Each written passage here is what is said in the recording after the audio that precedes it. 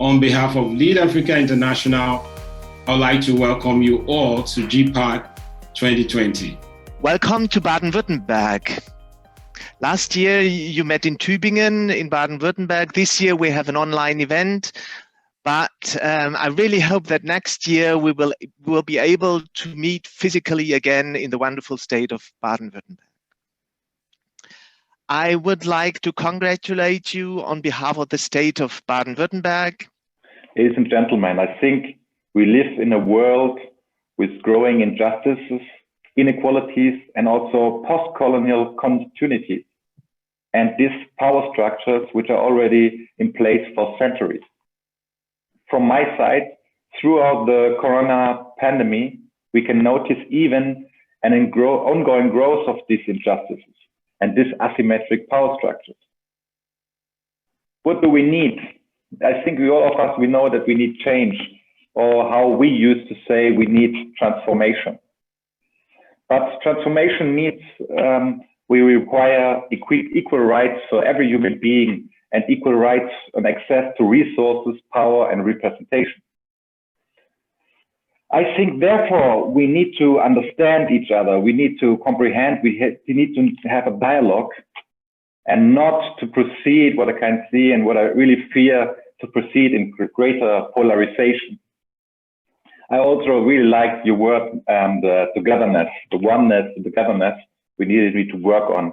Because at the end of the time, I think this is not so difficult. We share common sense all over the world, but this needs one, which is a call from my side, it's happiness.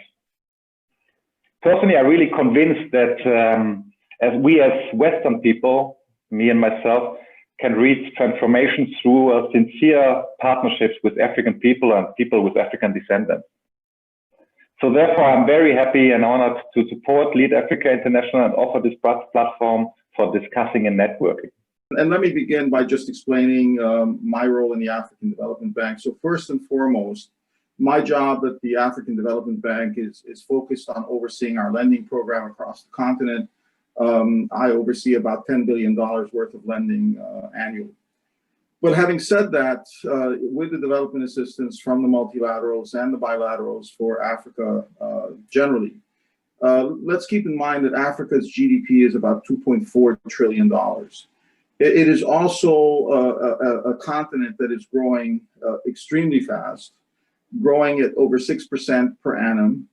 And in Africa, of our 54 or 55 countries that make up the composition of Africa, depending on where you sit, the African Development Bank has 54 regional member countries. Africa is also a continent where 8 of the largest, fastest growing economies in the world reside. So we can see how quickly, for example, Rwanda is growing at 8% per annum over the last 4 years. Similarly, Senegal, Cote d'Ivoire, Ethiopia are growing just as fast. But having said that, I think it's incumbent upon us to remember something that is very, very important.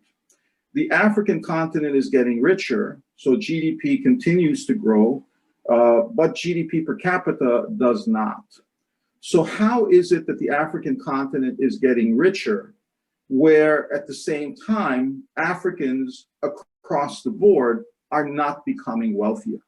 And this is the dichotomy that plagues Africa more than anything else.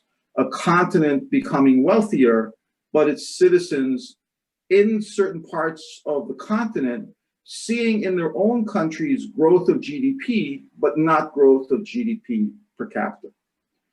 Africa is also challenged by a number of things, and the African Development Bank tries to address them through what we call our high fives. The first of those high fives is what we call our initiative to power Africa, which focuses on energy and power generation, transmission, and distribution. And we focus our support to our 54 regional member countries because as of today, 110 million Africans live without power. And I just want you to imagine that, if you will. 110 million Africans live without power. That is basically the equivalent of Egypt being without power. It is the equivalent of Uganda, Tanzania, Kenya, virtually combined, being in the dark. Now, how is it possible that in the year 2020, 110 million Africans are living off kerosene and candles?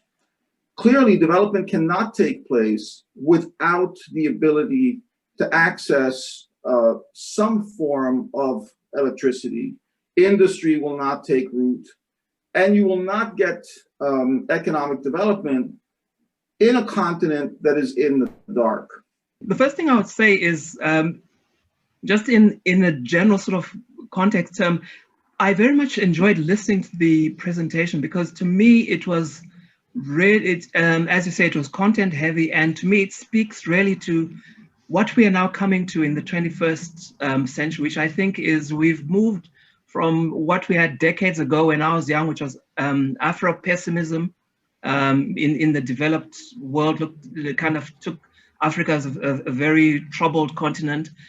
We then, the pendulum then swung across to, I think, a kind of extreme form of Afro-optimism. But today, I think what we've heard from Mr. Sherif is African realism, in which he's balanced the optimism with the challenges that Africa is facing. And I think it speaks very much to the AU's Vision 2063, because that also includes a vision of hope and prosperity for all, but it does also talk about the challenges and what needs to be done. I'm going to be slightly controversial, I'm afraid. As an academic, this is what we do. We try and challenge these accepted wisdoms. And Khalid made, I think he said, five high fives, I think it is, high fives, right?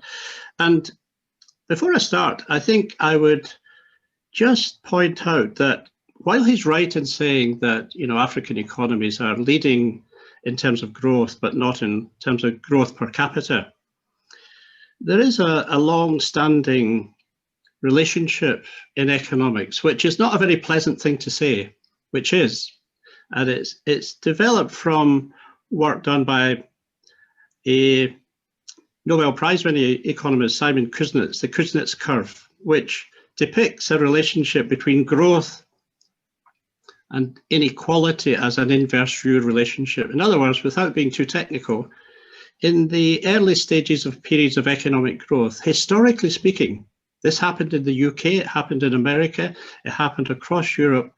I'm afraid, and this is the unpleasant thing to say, that there is a rising level of inequality as well. And this is measured by things like Gini coefficients, which Khalid mentioned.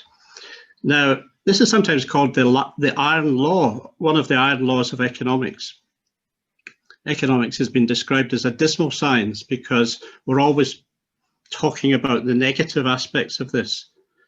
This doesn't mean, of course, and here I agree with Khalid, that relationship, that inverse U relationship cannot be mitigated. It can.